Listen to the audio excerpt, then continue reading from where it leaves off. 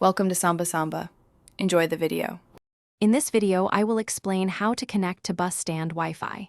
First, open your device's settings and find the Wi-Fi option. Make sure your Wi-Fi is enabled so it can detect available networks. You'll then see a list of networks.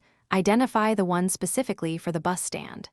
This initial step is crucial for a smooth connection process, ensuring you're ready for the next stage.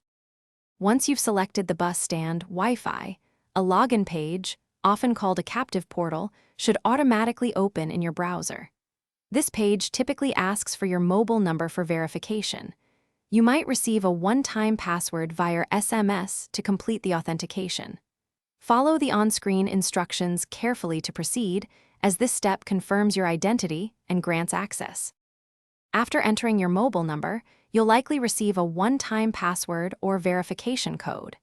Input this code into the designated field on the login page. Before finalizing, you'll usually need to accept the terms and conditions of using the service.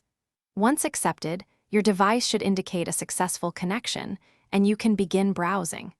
This process usually takes less than 1 minute. If you encounter issues, first try turning your device's Wi-Fi off and then back on. Sometimes, forgetting the network and attempting to reconnect can resolve minor glitches. Ensure your device's software is up to date for optimal performance. If problems persist after these steps, consider asking a bus stand employee for assistance. They might have specific instructions or information. Thanks for watching. Consider subscribing if we helped you.